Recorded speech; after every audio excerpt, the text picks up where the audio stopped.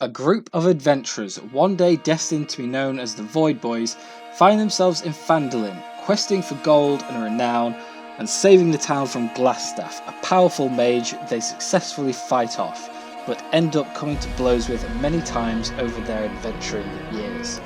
After some incentives from an unknown benefactor, they delve into Wave Echo Cave, discovering a powerful ancient artifact of myth that they dub the Stone of Power.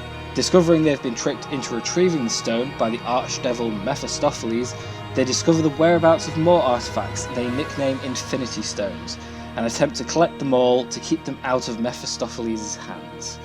Recovering the stones from dangerous tombs, forgotten crypts, and an infamous goblin horde, they eventually also find a gauntlet created long ago by Mephistopheles, presumably to be used to wield all of the stones. The gauntlet was surrounded by death, fallen heroes supposedly from another world. But Mephistopheles was already one step ahead. Already acquiring the Reality Stone, he headed to Neverwinter, to the chasm in the city grounds, and used the stone to open a gate to the 9 Hells. With the eventual goal of merging the Hells with the Prime Material Plane, he hoped this would give him the numbers needed to finally win the Blood War. In a desperate fight, the Void Boys managed to defeat Mephistopheles in his limited avatar form, stop the merger ritual, and use incredibly powerful magic with all the stones together to remove Mephistopheles from existence itself. Though they could not save the city or the king, they triumphed. With a new king in place, the Void Boys set out restoring communications throughout the kingdom, though they quickly became aware of the harsher and now authoritarian nature of the new regime. While at Port Town, they were ambushed by a fleet of ships which blockaded and bombarded the town, killing thousands just in hopes of killing the Void Boys along with them. The new king, Glassstaff, had deemed them too powerful and chaotic, and thus a threat to his recovering kingdom. They needed to be removed. The Void Boys fled in a ship, just slipping past the blockade, and used their last wish with the Infinity Stones to give their ship the ability to fly, escaping the Sword Coast once and for all. The death curse then struck the world. Having already been raised from the dead, 3 of the Void Boys were afflicted, knocking 2 out cold and out of action for months as they wasted away, approaching death once more.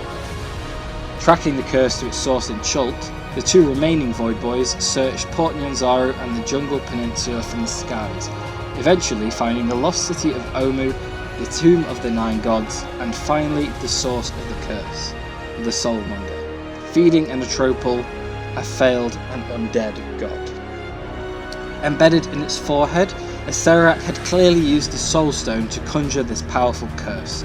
A strange red lightning bolt hung in the air behind the Atropal, and upon the dead god's defeat and the Soulmonger's destruction, the Soul Stone was flung through this phenomenon, disappearing from reach. A brief confrontation with Acererak ensued, but given his greater priorities and now a concern with this red phenomenon, he spared the Void Boys, after a few threats, of course. The Void Boys returned to their ship, the curse gone and their companions healed. They set off to recuperate and finally have some light-hearted adventuring. Upon returning to the Sword Coast, however, that's far from what they got. Being summoned to Neverwinter, they were met with the bare rock that once held the city prior to the Devil incursion. Now a wasteland holding a single castle spire, they saw hanging directly above where they fought Mephistopheles, the sight of a gigantic red lightning bolt hanging in the sky. King Glassstaff, claiming this was their doing, has demanded they find a solution, fearing this phenomenon may spread and eventually engulf them all.